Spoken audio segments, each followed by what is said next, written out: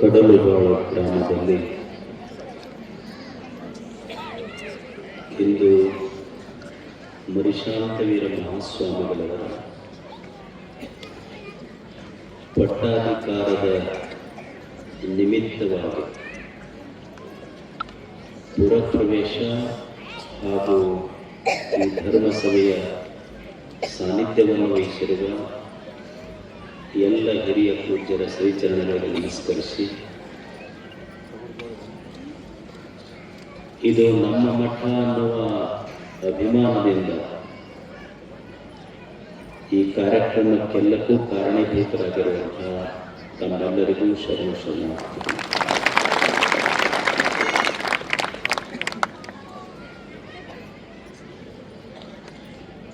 John Ruskin ಅಂತ ಒಬ್ಬ ಪಾಶ್ಚಿಮಾತ್ಯ ಚಿಂತಕ.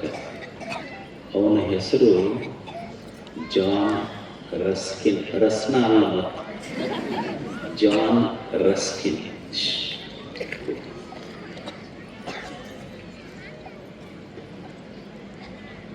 ಜಾನ್ ರಸ್ಕಿನ್ನ ಚಿಂತನೆ ಏನೆಂದ್ರೆ, ಯಾವುದಕ್ಕೆ ಸಂಪತ್ತನ್ನು ಬೇಕು, ಸಂಪತ್ತು ಯಾವುದು? ಈಗ ಒಬ್ಬ ವ್ಯಕ್ತಿ ಇರ್ತಾನೆ, ಒಬ್ಬ ವ್ಯಕ್ತಿಯ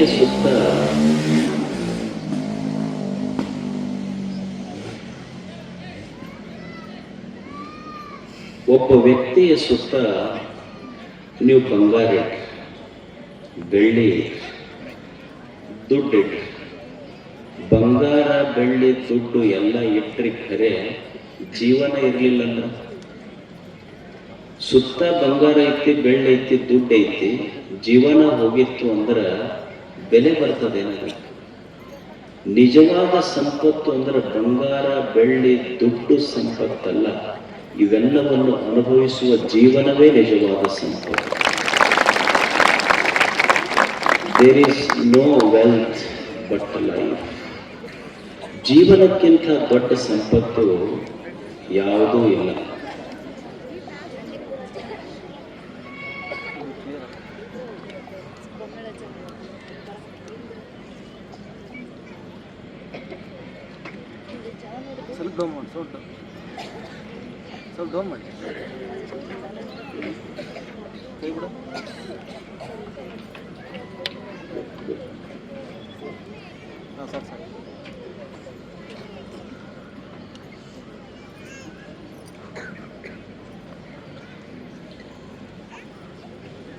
ಜೀವನವೇ ನಿಜವಾದ ಸಂಪತ್ತು.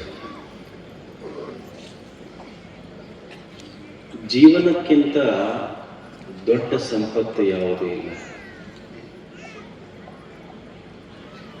ಈಗೊಬ್ಬನ ಮನೆಯಾಗ ಬಹಳಷ್ಟು ಸಂಪತ್ತಿರ್ತದೆ. ಅವ 4 ಅಂತಸ್ತಿನ ಮನೆ ಕಟ್ಟಿಸಿರ್ತಾನೆ. ಮನೆ ಮುಂದೆ 1 ಎಕರೆ ದೊಡ್ಡ ಗಾರ್ಡನ್ ಮಾಡಿರ್ತಾನೆ, ಹಿಂದೊಂದು ಸ್ವಿಮ್ಮಿಂಗ್ ಪೂಲ್ ಮಾಡಿರ್ತಾನೆ, ಮನೆಯಾಗ ವಾಕಿಂಗ್ ಟ್ರ್ಯಾಕ್ ಮಾಡಿರ್ತಾನೆ. ಅವ ನೋಡಿದ್ರೆ ಕುರ್ಚಿ ಹಾಕೊಂಡು ಮುಂದೆ ಕುಂತಿರ್ತಾನೆ. ಬಂದವ್ರು ಕೇಳ್ತಾರೆ, ಅವ್ರಿಗೆ ಯಾಕ್ರೆ ಇಷ್ಟೆಲ್ಲ ವಾಕಿಂಗ್ ಟ್ರ್ಯಾಕ್ ಮಾಡಿರಲ್ಲ, ಮತ್ತು ನೀವು ಯಾಕೆ ಅಡ್ಡಾಡುವಲ್ರಿ? ಅಡ್ಡಾಡಕ್ಕೆ ಬರಲ್ರಿ, ಮಂಡಿ ನೋಡವನ ಕಾಲನ್ನ ಅಡ್ಡುಣಿಗೆ ಆಗಿಬಿಟ್ಟಿರ್ತಾವ. ಎಲ್ಲ ಇದ್ದು ಸಹಿತ ಅನುಭವಿಸ್ಲಿಕ್ಕೆ ಜೀವ ಇರದೇ ಇದ್ರೆ ಹೇಗೆ ಅಂದ್ರ, ಮನ್ಯಾಗ ಟ್ರೆಜರಿಯೊಳಗ ನೋಟಿನ ಕಟ್ಟಿದ್ದವ ಶ್ರೀಮಂತ ಅಲ್ಲ, ದುಡ್ಯಾಕ ಕೈಕಾಲು ಗಟ್ಟಿದ್ದವ್ರ ಬಹಳ ಶ್ರೀಮಂತ. ಈ ಸಂಪತ್ತನ್ನ ಅನುಭವಿಸಬೇಕಾದ್ರೆ ಜೀವನ ಇರಬೇಕಲ್ಲ. ಜೀವನ ಇರದೇ ಇದ್ದರೆ ಸಂಪತ್ತು ಅನುಭವಿಸ್ಲಿಕ್ಕೆ ಸಾಧ್ಯವೇ ಇಲ್ಲ. ಜೀವನವೇ ದೊಡ್ಡ ಸಂಪತ್ತು, ಆರೋಗ್ಯವೇ ಸಂಪತ್ತು, ಆನಂದವೇ ಸಂಪತ್ತು, ಜೀವನವೇ ಸಂಪತ್ತು. ಅದಕ್ಕೆ ಮಕ್ಕಳಿಗೆ ಏನಾದರೂ ಕಲಿಸಬೇಕಾಗಿದ್ರೆ, don't teach your children to be rich, teach your children to be healthy and happy. ಮಕ್ಕಳಿಗೆ ಏನಾದರೂ ಕಲಿಸಬೇಕಾಗಿದ್ರೆ ನೀವು ಮೊದಲು ಸಂಪತ್ತು ಗಳಿಸ್ರಿ ಅಂತ ಕಲಿಸೋದು ಮುಖ್ಯ ಅಲ್ಲ. ಮೊದಲು ಆರೋಗ್ಯ ಸರಿ ಇರಬೇಕು, ಆನಂದದಾಯಕ ಆಗ್ರಿ ಅಂತ ಮಕ್ಕಳಿಗೆ ಕಲಿಸ್ಬೇಕಾಗಿದೆ. ಶ್ರೀಮಂತರಾಗುವುದು ಕಲಿಸುವುದು ಬಹಳ ಮುಖ್ಯ ಅಲ್ಲ, ಸಂಪತ್ತು ಗಳಿಸುವುದು ಕಲಿಸುವುದು ಬಹಳ ಮುಖ್ಯ ಅಲ್ಲ. ಅವರಿಗೆ ಆರೋಗ್ಯವಾಗಿರಬೇಕು, ಆನಂದವಾಗಿರಬೇಕು. ಯಾಕೆ ಮಕ್ಕಳಿಗೆ ಸಂಪತ್ತು ಗಳಿಸುವುದ ಮೊದಲು ಕಲಿಸಬಾರದು, ಅದ ದೊಡ್ಡದಂತ ಕಲಿಸಬಾರದು ಅಂದ್ರೆ, ನಾಳೆ ನಿಮ್ಮ ಕೊನೆಯ ಕಾಲಕ್ಕೆ ಸಾವಿನ ಹಾಸಿಗೆ ಮೇಲೆ ನೀವು ಮುಕ್ಕೊಂಡಾಗ ನಿಮ್ಮ ಮಕ್ಕಳು ನಿಮ್ಮನ್ನು ಮಾತಾಡ್ಸಕ್ಕ ಡಾಕ್ಟ್ರಿಗೆ ಕರ್ಕೊಂಡ್ಬರ್ಬೇಕು ಹೊರತು ವಕೀಲರಿಗೆ ಕರ್ಕೊಂಡ್ಬರಂಗ ಆಗಬಾರ್ದು. ಅದರ ಸಲುವಾಗಿ ಅವರಿಗೆ ಆರೋಗ್ಯ ಆನಂದಗಳನ್ನು ಕಲಿಸ್ತೇವೆ. ನಿಜವಾದ ಜೀವನವೇ ದೊಡ್ಡ ಸಂಪತ್ತು. ಸಂಪತ್ತು ನಿಜವಾದ ಸಂಪತ್ತಲ್ಲ, ನಮಗೆ ಆಪತ್ತು ತರುವುದು ಸಂಪತ್ತಲ್ಲ, ನಮಗೆ ಜೀವಿಸುವುದು ಕಲಿಸ್ಲಿಕ್ಕಲ್ಲ, ಅದು ನಿಜವಾದ ಸಂಪತ್ತು. ಜೀವನವೇ ಸಂಪತ್ತು. ಈ ಜೀವನದ ಬೆಲೆ ನಮಗೆ ಗೊತ್ತಿರಬೇಕಷ್ಟೆ. ಜೀವನದ ಬೆಲೆ, ನಿಮ್ಮೂರ ಹೆಸರೇನು? ಕಡಲು, ಬಾಳು.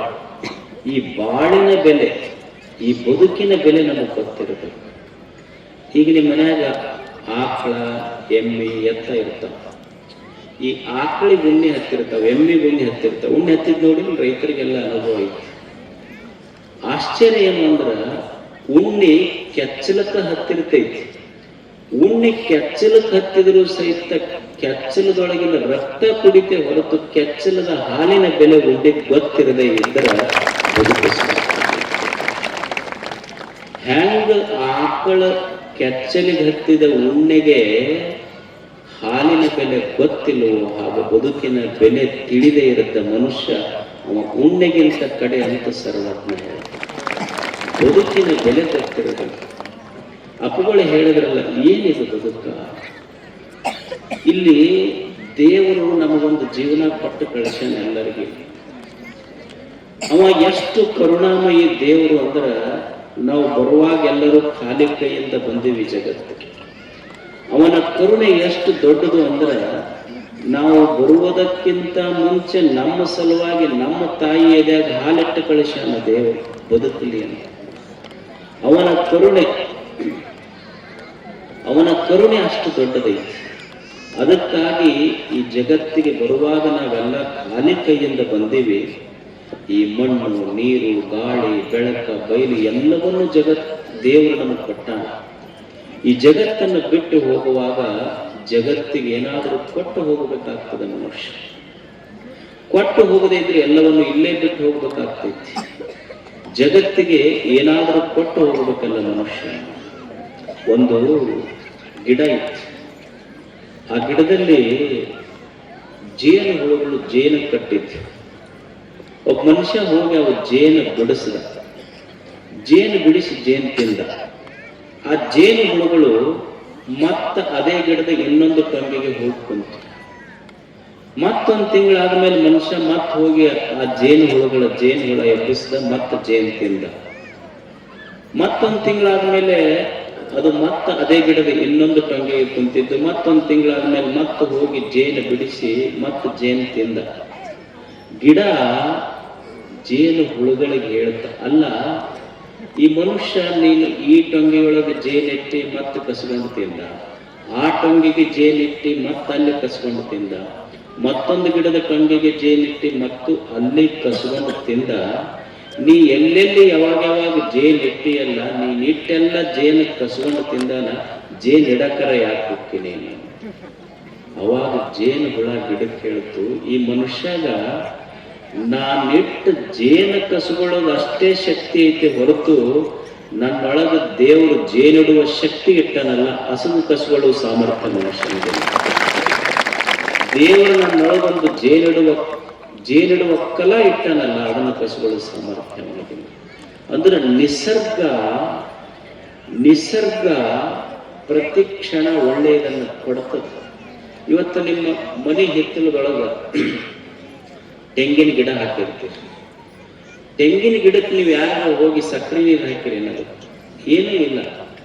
ನೀವು ಕಾಲು ತೊಳ್ಕೊಂಡು ನೀರು ಅದ್ರ ಬೇರೆ ಹೋಗೈತಿ, ನೀವು ಸ್ನಾನ ಮಾಡಿದ ನೀರು ಹೋಗೈತಿ. ಅಂದ್ರೆ ನಾವು ತೆಂಗಿನ ಗಿಡಕ್ಕೆ ಕೊಟ್ಟಿದ್ದು ರಾಡಿ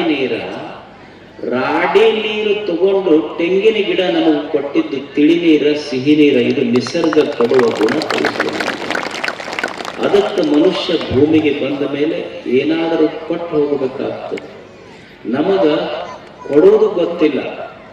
ದೇವಸ್ಥಾನಕ್ಕೆ ಹೋದ್ರು ಸಹಿತ ಬೇಡೇ ಬಂದವರು ನಾವು ಹೊರತು ಕೊಟ್ಟು ಬಂದವರಲ್ಲ. ದೇವಸ್ಥಾನಕ್ಕೆ ಹೋದ್ರು ಸಹಿತ ಕೇಳೇ ಬರ್ತೀವಿ ನಾವು. ದೇವಸ್ಥಾನಕ್ಕೆ ಎದಕ್ಕೆ ಹೋಗೋದು ಮನುಷ್ಯ? ದೇವಸ್ಥಾನಕ್ಕೆ ಬರೇ ಕೇಳೋದಕ್ಕೆ ಹೋಗೋದಲ್ಲ. ಕೇಳಾಕ ದೇವಸ್ಥಾನಕ್ಕೆ ಹೋದ್ರ ಮತ್ತೆ ಗುಡಿ ಹೊರಗೂ ಒಂದಿಷ್ಟು ಮಂದಿ ಕುಂತಿರ್ತಾರೆ. ಅವ್ರಿಗೇನಂತಾರ? ಭಿಕ್ಷುಕರು ಅಂತ. ಮತ್ತೆ ನಾವು ಗುಡಿಯಾಗ ಹೋಗಿ ಕೇಳಿದ್ವಿ ಅಂದ್ರೆ ನಾವು ಭಿಕ್ಷುಕರೇ. ಇವ 10 ರೂಪಾಯಿ ಕೇಳ್ತಾನ, ನಾವು 1,00,000 ರೂಪಾಯಿ ಕೇಳ್ತೀವಿ ಒಳಗೆ ಹೋಗಿ. ಇಷ್ಟೇ ವ್ಯತ್ಯಾಸ. ಅವರು ಭಿಕ್ಷುಕರೇ. 10 ರೂಪಾಯಿ ಕೇಳೋರು ಗುಡಿ ಹೊರಗೆ ಕುಂತ 10 ರೂಪಾಯಿ ಕೇಳೋನು ಭಿಕ್ಷುಕನೇ. ಗುಡಿ ಒಳಗೆ ಹೋಗಿ 1,00,000 ರೂಪಾಯಿ ಕೇಳೋನು ಭಿಕ್ಷುಕನೇ. ವ್ಯತ್ಯಾಸ ಇಷ್ಟೇ.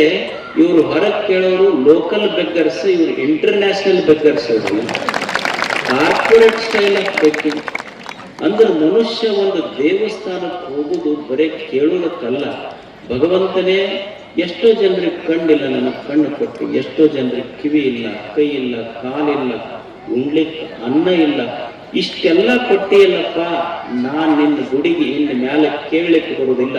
ನೀ ಇಷ್ಟೆಲ್ಲ ಕೊಟ್ಟಿದ್ದಕ್ಕಾಗಿ ನನಗೆ ಹಣೆ ಹಚ್ಚಿ ಒಂದು ಧನ್ಯವಾದ ತಿಳಿಸ್ತೀನಿ ಅಂತ ಭಗವಂತನ ಗುಡಿಗೆ ಒಂದು ಧನ್ಯವಾದ ತಿಳಿಸ್ಬೇಕಷ್ಟೆ. ನಾವು ಹೋಗೋದು ಧನ್ಯವಾದ ಹೇಳಕ್ಕಲ್ಲ, ಕೇಳೋದಕ್ಕೆ ಹೋಗ್ತೀವಿ ನಾವು ಅಷ್ಟೇ. ಯಾವನೋ ಒಬ್ಬ ಒಟ್ಟು ಮಂದಿ ಕಡೆ ಕೇಳಿ ಕೇಳಿ ಕೇಳಿ ಎಸುಗಳು ರೂಢಿ ಇತ್ತು ಅಂತ. ಅವ ಏನ್ ಎಸ್ಕೊಂತಿದ್ದಂದ್ರೆ ಮನ್ಯಾಗೂ ಇದಕ್ಕೆ ಹೊರಗ ಹಾಕಿದ್ರು, ಏನೂ ಕೊಡ್ತಿದ್ದಿಲ್ಲ ಇದಕ್ಕೆ ಯಾರು. ಚುಟ್ಟಕ್ಕೆ ರೊಕ್ಕ ಬೇಕಲ್ಲ ಅವನು. ಅಲ್ಲೇ ಕಟ್ಟಿ ಕುಂತ ಅವ್ರ ಕಡೆ ಇವ್ರ ಕಡೆ ಚುಟ್ಟ ಗಿಟ್ಟ ಇಸ್ಕೊಂತಿದ್ದ. ಯಾರು ಒಂದ್ ದಿವ್ಸ ಸಿಗಲಿಲ್ಲ. ಚುಟ್ಟ ತಗೊಳಕರ ರೊಕ್ಕಿಲ್ಲ. ಬಸ್ ಸ್ಟ್ಯಾಂಡ್ ಕಟ್ಟಿ ಕುಂತ. ಆ ಕಡೆ ನೋಡ್ದ, ಯಾರೂ ಸಿಗಲಿಲ್ಲ. ಶನಿವಾರ ಎಲ್ಲ ಮಾರುತಿ ಗುಡಿ ಕ್ಯೂ ಇತ್ತು. ಅವ ಅಂದ, ಜನ ಎಷ್ಟು ಕ್ಯೂ ಇರ್ಬೇಕಾದ್ರೆ ನಾವು ಒಂದ್ ದಿವ್ಸರ ಗುಡಿಗೆ ಹೋದವರಲ್ಲ, ಜನ ಇಷ್ಟು ಮಾರುತಿ ಗಿಡ ಕ್ಯೂ ಇರ್ಬೇಕಾದ್ರೆ ನಾವು ಒಂದ್ ಯಾಕೆ ಪರೀಕ್ಷೆ ಮಾಡಬಾರ್ದು? ಹೋದ, ಹನುಮಂತಗೆ ನಮಸ್ಕಾರ ಮಾಡದ, ಮಾರುತಿ ದೇವರಿಗೆ ನಮಸ್ಕಾರ ಮಾಡಿ ಅವನಿಗೆ ಹೇಳ್ದ, ನೋಡು ನೀ ಬಹಳ ಸತ್ತುಳವಿದ್ದಂಗದಿ, ಬಹಳ ಜನ ನಡ್ಕೊಂತಾರೆ ನಿನಗ. ನೀ ಅಕಸ್ಮಾತ್ ಅಷ್ಟು ಶಕ್ತಿ ಸತ್ತುಳ್ಳವ ನೀ ಆಗಿದ್ರೆ ಇವತ್ತು ನಮಗ್ 100 ರೂಪಾಯಿ ಸಿಗಬೇಕಂದ. ಮತ್ತ ಅಷ್ಟ ಹೇಳಿಲ್ಲ, ನಮ್ದೇನ್ ಉಳ್ದವ್ರಂಗ್ ಬುದ್ಧಿ ಭಕ್ತಿ ಅಂತ ತಿಳ್ಕೊಬೇಡ. ಅಕಸ್ಮಾತ್ 100 ರೂಪಾಯಿ ಸಿಕ್ತು ಅಂದ್ರೆ 50 ರೂಪಾಯಿ ನಿನ್ ತಟ್ಟಿಗೆ ತಂದು ಹಾಕಿ ಹೋಗ್ತೀನಿ ಅಂದ. ಅವ ಮುಂದೆ ಒಂದು 100 ಫೀಟ್ ಬಂದಿದ್ದಿಲ್ಲ, ಬರುವುದ್ರೊಳಗನ ನೋಟ್ ಬಿದ್ದಿತ್ತು ಅಂತ. ಅವ ಅಂದ, ಅದಕ್ಕ ಜನ ನಡ್ಕೊಂತಾರೆ ನಿನಗಿಷ್ಟಂದ, ಅದಕ್ಕ ಇಷ್ಟು ಮಂದಿ ಕಿವಿರ್ತೈತಿ. ಹಿಂಗ ನೋಡೋದ್ರೊಳಗ ಅದು 50 ರೂಪಾಯಿ ನೋಟ್ ಇತ್ತು. ಅವ ಅಂದ, ನೀ ಬಾಳ ಶಾಣೆ ಆಗಿ, ನನಗ ಕೊಡುವ 50 ರೂಪಾಯಿ ಏನಿತ್ತಲ್ಲ ನಿಂದು ನೀ ಮುರ್ಕೊಂಡ ನನಗೆ 50 ರೂಪಾಯಿ ಕೊಟ್ಟಿ ಅಂದ. ನಿಂದು ಮುರ್ಕೊಂಡ ನೀ 50 ರೂಪಾಯಿ ಕೊಟ್ಟಿ. ಇವ್ರು ಮಂದಿಗೆ ಟೊಪ್ಪಿ ಹಾಕೋರಲ್ಲ, ದೇವರಿಗೆ ಟೊಪ್ಪಿ ಹಾಕೋರು. ಅದಕ್ಕ ಅವ ಮಾರುತಿ ನಿಮ್ಮಂತವ್ರು ಇರ್ತೀರಂತ ಗುಡಿಗೆ ಹೋದಾಗ ನಿಮ್ ಕಡೆ ನೋಡಕ್ ಹೋಗೋದು, ಈ ಕಡೆ ಮುಖ ಮಾಡ್ಕೊಂಡು ಕುಂತ್ಬಿಟ್ಟಿರ್ತಾನೆ. ನೋಡಿರಿಲ್ಲ ಹನುಮಪ್ಪ ನಿಮ್ ಕಡೆ ಎಂದರ ನೋಡ್ಯಾನ. ಅಂದ್ರೆ ಪ್ರತಿ ಕ್ಷಣ ಜೀವನದಲ್ಲಿ ನಾವು ಏನು ಮಾಡಿವಿ ಅಂದ್ರೆ ಬೇಡುವುದನ್ನು ಮಾಡಿ. ಅದಕ್ಕೆ ನಿಸರ್ಗ, ಸಂತರು, ಶರಣರು ಕಲಿಸಿದ್ದೇನು ಅಂದ್ರೆ ಒಂದಿಷ್ಟು ಜಗತ್ತಿಗೆ ಕೊಟ್ಟು ಹೋಗಬೇಕು. ಬಂದಿವಿ ಅಂದ ಮೇಲೆ ಋಣರೂಪವಾದ ಕರ್ಮಗಳನ್ನು ಮಾಡಬೇಕು ಅಂತ ಅಪ್ಪಗಳು ಹೇಳಿದ್ರಲ್ಲ. ಮನುಷ್ಯ ಏನಾದರೂ ನಿಸರ್ಗಕ್ಕೆ, ಸಮಾಜಕ್ಕೆ ಕೊಟ್ಟು ಹೋಗಬೇಕಾಗ್ತದೆ. ಒಬ್ಬ ಸನ್ಯಾಸಿಯ ಜೀವನ ಅಂದ್ರೆ ಏನು ಅಂದ್ರೆ, ಮೊನ್ನೆ ನಮ್ಮ ಅಪ್ಪಗಳು ಒಂದು ಭಾಳ ಚಲೋ ಹೇಳಿದ್ರು. ಒಬ್ಬ ಸನ್ಯಾಸಿಯ ಜೀವನ ಹೆಂಗೆ ಪ್ರಾರಂಭ ಆಗ್ತದೆ, ಅವನ ಜೀವನದ ಘಟನೆಗಳೇನು, ಅದು ಎಷ್ಟು ಕಷ್ಟದೊಳಗನ್ನು ಘಟಿಸ್ಬೇಕಾಗ್ತದೆ. ರಾಮಕೃಷ್ಣ ಪರಮಹಂಸರು ಹೇಳ್ತಿದ್ರು, ಸಂಸಾರಿಕರ ಜೀವನಕ್ಕೂ ಸನ್ಯಾಸಿ ಜೀವನಕ್ಕೂ ಏನು ವ್ಯತ್ಯಾಸ? ಸಂಸಾರಿಗಳಿಗೂ ಕಷ್ಟಗಳು ಬರ್ತಾವೆ ಇಲ್ಲಂತಿಲ್ಲ, ಸನ್ಯಾಸಿಗಳಿಗೂ ಕಷ್ಟಗಳು ಬರ್ತಾವೆ ಇಲ್ಲಂತಿಲ್ಲ. ಆದ್ರೆ ಒಬ್ಬ ಸಂಸಾರಿಯ ಜೀವನ ಅಂದ್ರೆ ಪಾಟಿ ಗಾಡಿ ಒಳಗೆ ನಿಂತು ಯುದ್ಧ ಮಾಡುವಂಗಂತ, ಅವನಿಗೊಂದು ಸೇಫ್ಟಿ ಇರ್ತೈತಿ. ಸನ್ಯಾಸಿಯ ಜೀವನ ಅಂದ್ರೆ ಬೈಲಾಗ ನಿಂತು ಯುದ್ಧ ಮಾಡ್ದಂಗ. ಭಕ್ತರು ಯಾವಾಗ ಯಾಕಡೆ ಡಮ್ ಅನಿಸ್ತಾರ ಗೊತ್ತಿಲ್ಲ, ಯಾಕಡೆ ಬಂದು ಡಮ್ ಅನಿಸ್ತಾರ ಗೊತ್ತಿಲ್ಲ. ಅದಕ್ಕ ಇವ ಬೈಲೊಳಗ ನಿಂತು ಯುದ್ಧ ಮಾಡುವಂಗ. ಸನ್ಯಾಸ ಅನ್ನೋದೇ ಯಾವಾಗ ಸನ್ಯಾಸಿ ಆಗ್ತಾನ, ನಮ್ಮ ಅಪ್ಪಗಳು ಮೊನ್ನೆ ಹೇಳ್ತಿದ್ರು, ಸನ್ಯಾಸದ ಡೆಫಿನಿಷನ್ ಏನು ಅಂದ್ರೆ, ಸನ್ಯಾಸ ಅಂದ್ರೆ ನಾನು ಸತ್ತು ಸಮಾಜದ ಜೊತೆ ಬದುಕ್ತೀನಿ ಅನ್ನೋದೇ ನಿಜವಾದ ಸನ್ಯಾಸ. ನಾನು ಅನ್ನೋದು ಸತ್ತಿರಬೇಕು, ಸಮಾಜದೊಂದಿಗೆ ಬದುಕಿರಬೇಕು. ಒಬ್ಬ ಸನ್ಯಾಸಿಯ ಜೀವನದ ಪ್ರಾರಂಭ ಹೆಂಗಾಗ್ತೈತಿ, ನಿಮಗೆ ಬರೇ ವೇದಿಕೆ ಕಾಣ್ತೈತೆ ಅಷ್ಟೇ. ಭಕ್ತರಿಗೆ ವೇದಿಕೆ ಕಾಣ್ತೈತಿ, ದೊಡ್ಡ ಕುರ್ಚಿ ಕಾಣ್ತಾವ, ದೊಡ್ಡ ಕಾರ್ ಕಾಣ್ತೈತಿ, ಆದ್ರ ದೊಡ್ಡ ಸರ ಕಾಣ್ತಾವ. ಆದ್ರೆ ದೊಡ್ಡ ಸರದೊಳಗಿರುವ ಕೆಂಪಿರಿಬಿ ಕಡಿದು ಯಾರಿಗೆ ಕಾಣೋದಿಲ್ಲ. ಒಬ್ಬ ಸನ್ಯಾಸಿಯ ಜೀವನ ಪ್ರಾರಂಭ ಹೆಂಗ್ತೈತಿ, ಪೀಠಾಧಿಕಾರಿ ಅಂತಾರಲ್ಲ, ಒಂದು ಪೀಠಾರೋಹಣ ಸಮಾರಂಭ ಹೆಂಗೆ ನಡೀತದೆ. ನಮಗೆಲ್ಲ ತೆಲಿಗೋಳಿಸಿ, ಬಟ್ಟೆ ತೆಗೆದು, ಉಡದಾರ ಅದೆಲ್ಲ ಹರಿದು, ತಂದೆ ತಾಯಿಗೆ ಎದುರು ನಿಂದಿರಿಸಿ, ನಮ್ಮ ಹಿರಿಯ ಗುರುಗಳು ಹೇಳುವ ಮಾತೇನು ಅಂದ್ರೆ, ಹಿರಿಯರಿಗೆಲ್ಲ ನಿಂದಿರಿಸ್ತಾರೆ, ನಮಗೆದುರು ನಿಂದಿರಿಸ್ತಾರೆ, ತಂದೆ ತಾಯಿಗೆ ಒಂದು ಕಡೆ ನಿಂದಿರಿಸ್ತಾರೆ. ನಿಂದಿರಿಸಿ ಅವ್ರ ಕೈಯಾಗ ಒಂದು ಕಾಯಿ ಕೊಟ್ಟು, ಗುರುಗಳು ಹೇಳಿದ ಮಾತು ಒಂದೇ, ಇವತ್ತಿನಿಂದ ಇವರು ನಿಮ್ಮ ತಂದೆ ತಾಯಿ ಅಲ್ಲ, ಇವ್ರ ಕಡೆ ಮುಖ ಸಹಿತ ಮಾಡಬಾರ್ದು. ನೀನು ಹಡದವರು ಇವತ್ತಿಗೆ ನಿನ್ನ ಪಾಲಿಗಿಲ್ಲ, ನಿನ್ನ ಪಾಲಿಗಿರೋರು ಇವತ್ತು ಪಡೆದಾರಲ್ಲ, ಸಮಾಜವೇ ನಿನ್ನ ತಂದೆ ತಾಯಿ ಅಂತ ಒತ್ತು. ಅವತ್ತಿನಿಂದ ಎಲ್ಲ ರಕ್ತ ಸಂಬಂಧಗಳನ್ನು ಹರಿದು ಕೇವಲ ಭಕ್ತಿ ಸಂಬಂಧ ಒಂದೇ ಉಳಿಸಿಕೊಂಡು ಸನ್ಯಾಸಿ ನಡಿಬೇಕಾಗ್ತದೆ. ಅಂಥ ಒಂದು ಕಷ್ಟದ ದಿನಗಳಲ್ಲಿ ಏನು ಸಂತೋಷ ಅಂದ್ರೆ, ಭಕ್ತರನ್ನು ನೋಡಿ, ಅವರ ಪ್ರೇಮವನ್ನು ನೋಡಿ, ಅವರ ಸಾರ್ಥಕತೆಯನ್ನು ನೋಡಿ ಬದುಕುವುದಷ್ಟೇ. ಹೆಂಗ ಭಕ್ತರು ಸಹಿತ ನಮಗೆ ಸ್ಫೂರ್ತಿ ಕೊಡ್ತಾರೆ ಬದುಕಾಕ. ಭಕ್ತರು ಎಷ್ಟು ಕಲಿಸ್ತಾರಂದ್ರ, ನನಗೆ ಪಟ್ಟಾಧಿಕಾರ ಆಗಿರ್ತದೆ ಹೊಸದಾಗಿ. ಪಟ್ಟಾಧಿಕಾರ ಆದಾಗ ನಾನು ಒಂದ್ ದಿವ್ಸ ಕೆಳಗಿಳಿದು ಬರ್ತಿದ್ದೆ, ಒಂದು ಮುದಿಕ್ ಬಂತು. ನಮ್ಮ ಅಜ್ಜರ್ ಶಿಷ್ಯಳಾಗಿ, ಶಿವಶಾಂತ ವೀರ ಮಹಾಸ್ವಾಮಿಗಳ ಶಿಷ್ಯಳು. ಆ ಮುದಿಕ್ ಬಂದು ನನ್ನ ಕೈ ಹಿಡಿದಾಕಿ ಹೇಳಿದ ಒಂದು ಮಾತು ಏನಂದ್ರ, ನೋಡು ನಮ್ಮಪ್ಪ ಮಠ ಬಹಳ ಚಲೋ ಮಾಡಿದ್ದ, ನಿನ್ನ ಕೆಲಸ ಏನು ಅಂದ್ರೆ ಈ ಮಠ ಸ್ವಚ್ಛ ಕಸ ಹೊಡ್ಕೊಂಡು ಇಟ್ಕೊಂಡು ಹೋಗೋದು ನಿನ್ನ ಜವಾಬ್ದಾರಿ ನೋಡಂತ ಮುದುಕಿ ಹೇಳ್ತಾನೆ ನನಗೆ. ಆ ಮುದುಕಿಯ ಮಾತು ನನಗೆ ಯಾವ ವೇದ ವಚನಕ್ಕಿಂತ ಕಡಿಮೆ ಅನ್ನಿಸ್ಲಿಲ್ಲ. ಸ್ವತಃ ಗುರುಗಳೇ ಈ ಮಾತು ಹೇಳ್ಯಾರ ಅನ್ನುವಷ್ಟು ನನಗೆ ಅಪ್ಯಾಯಮಾನ. ಅದಕ್ಕೊಬ್ಬ ಸನ್ಯಾಸಿ, ಆ ಸನ್ಯಾಸದ ಜೀವನ ಇದನ್ನೆಲ್ಲ ಪೂಜ್ಯರಿಗೆ ಗೊತ್ತಿದೆ. ನಿಮಗೆ ಹೊರಗಿಂದ ಅಷ್ಟ ಗೊತ್ತಿರ್ತದೆ, ಒಳಗಿಂದ ಗೊತ್ತಿರೋದಿಲ್ಲ. ಆದ್ರೂ ಸಹಿತ ನೋವ ನುಂಗಿ ನಗುವ ಕಲಾ ಸನ್ಯಾಸಕ್ಕೆ ಗೊತ್ತಿರ್ತದೆ. ನೋವು ನುಂಗಬೇಕು, ನಕ್ಕೊಂತಿರ್ಬೇಕಷ್ಟೇ, ಅದು ಸನ್ಯಾಸದ ಶ್ರೇಷ್ಠತೆ. ಬುದ್ಧ ಇದ್ದ, ಬುದ್ಧನ ಶಿಷ್ಯ ಇದ್ದಪ್ಪ, ಅವನ ಹೆಸರು ಪೂರ್ಣ ಅಂತ. ಬುದ್ಧನ ಶಿಷ್ಯ ಪೂರ್ಣ. ಅವನು ಸಹಿತ ಒಬ್ಬ ಬುದ್ಧನ ಹತ್ರ ಸನ್ಯಾಸ ದೀಕ್ಷೆ ತಗೊಂಡ ಮೇಲೆ ಪೂರ್ಣ ಬುದ್ಧನಿಗೆ ಕೇಳ್ತಾನೆ, ಇಲ್ಲ ನೀವು ನನಗೆ ಸನ್ಯಾಸ ದೀಕ್ಷೆಯನ್ನು ಕೊಟ್ರಿ, ನಾನು ಭಿಕ್ಷುವಾಗಿ ಧರ್ಮ ಪ್ರಚಾರ ಮಾಡ್ತಾ ಸಮಾಜದ ಜನರ ಹತ್ರ ಹೋಗ್ತೀನಿ ಅಂತ ಪೂರ್ಣ ಹೇಳ್ತಾನೆ. ನಾನೊಬ್ಬ ಭಿಕ್ಷುವಾಗಿ ಈ ಧರೆಯ ದೊರೆಗಳ ಮನೆಗೆ ಭಿಕ್ಷಾ ಹೋಗ್ತೀನಿ ಭಿಕ್ಷುವಾಗಿ ಅಂತ.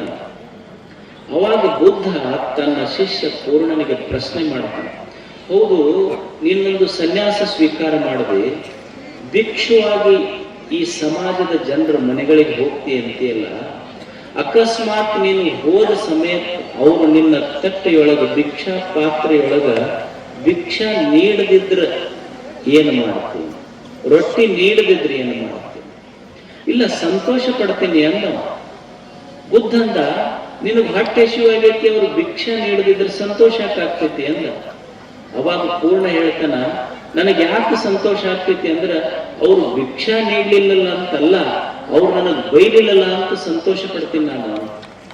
ಅಲ್ಲ ಅಕಸ್ಮಾತ್ ಭಿಕ್ಷಾ ಭಿಕ್ಷಾಕ್ ಹೋದಾಗ ನಿನಗೆ ಬೈದ್ರಂದ್ರೆ ಏನು ಮಾಡ್ತೀನಿ? ಅವಾಗೂ ಸಂತೋಷ ಪಡ್ತೀನಿ ಅಂದ. ಬುದ್ಧ ಕೇಳಿದೆ, ಯಾಕ? ಹೋದಾಗ ಅವ್ರು ನಾನು ಬಡಿಲಿಲ್ಲ ಅಂತ ಸಂತೋಷ ಪಡ್ತೀನಿ. ಅಲ್ಲ ಅಕಸ್ಮಾತ್ ನೀನು ಧರ್ಮ ಪ್ರಚಾರದ ಕೆಲಸಕ್ಕೆ ಹೋದಾಗ ಬಡದ್ರಪ್ಪ, ಅವಾಗ ಏನ್ ಮಾಡ್ತೀನಿ? ಅವಾಗೂ ಸಂತೋಷ ಪಡ್ತೀನಿ ಅಂದ. ಬುದ್ಧ ಅಂತ ಅವಾಗ ಯಾಕೆ ಸಂತೋಷ ಪಡ್ತೀನಿ? ಕೈಕಾಲು ಮುರಿಲಿಲ್ಲ ಅಂತ ಸಂತೋಷ ಪಡ್ತೀನಿ ಅಂದ. ಅಲ್ಲ ಅಕಸ್ಮಾತ್ ನೀನು ಧರ್ಮ ಪ್ರಚಾರದ ಕೆಲಸಕ್ಕೆ ಹೋದಾಗ ಕೈಕಾಲು ಮುರಿದ್ರಂತ ತಿಳ್ಕೊ, ಅವಾಗ ಏನ್ ಮಾಡ್ತೀನಿ? ಅವಾಗೂ ಸಂತೋಷ ಪಡ್ತೀನಿ ಅಂದ. ಈಗ ಯಾಕೆ ಸಂತೋಷ ಪಡ್ತಿ ಅಂತ ಬುದ್ಧ ಕೇಳ್ದ. ಬರೇ ನನ್ನ ಕೈಕಾಲು ಮುರಿದಾರ, ಜೀವ ತೆಗಿಲಿಲ್ಲ ಸಮಾಜದ ಜನ ಅಂತ ಅವಾಗೂ ಸಂತೋಷ ಪಡ್ತೀನಿ ಅಂದವ. ಬುದ್ಧ ಕೇಳ್ದ, ಅಕಸ್ಮಾತ್ ನೀನು ಧರ್ಮ ಪ್ರಚಾರದ ಕೆಲಸಕ್ಕೆ ಹೋದಾಗ ಸಮಾಜದ ಜನ ನಿನ್ನ ಜೀವ ತಗೊಂಡ್ರೆ ಏನು ಮಾಡ್ತೀನಿ? ಪೂರ್ಣ ಸನ್ಯಾಸಿಯ ಮಾತು ಎಷ್ಟು ಚಲೋ ಇತ್ತಂದ್ರ, ಜನ ಈ ಜೀವವನ್ನೇ ತೆಗೆದುಕೊಂಡ್ರೆ ಆಗ ಸಂತೋಷ ಪಡ್ತೀನಿ ಅಂದ. ಬುದ್ಧ ಕೇಳ್ದ, ಆಗ ಸಂತೋಷ ಯಾಕೆ ಪಡ್ತೀಯ ಅಂದ. ಏನಿಲ್ಲ, ಧರ್ಮ ಪ್ರಚಾರದಂತ ಪುಣ್ಯ ಕಾರ್ಯದೊಳಗೆ ಈ ಜೀವ ಹೋತಲ್ಲ, ಇದಕ್ಕಿಂತ ಈ ಜೀವನದ ಸಾರ್ಥಕತೆ ಏನೈತಂತ ಆಗ ಸಂತೋಷ. ಇದು ಒಂದು ಸನ್ಯಾಸಿಯ ಬದುಕಿದೆ. ಇದು ಪ್ರತಿ ಗಳಿಗೆ ಪ್ರತಿ ಕ್ಷಣ ಅದರದೇ ಆದಂಥ ಒಂದು ವಿಸ್ಮಯತೆ ಇರ್ತದೆ.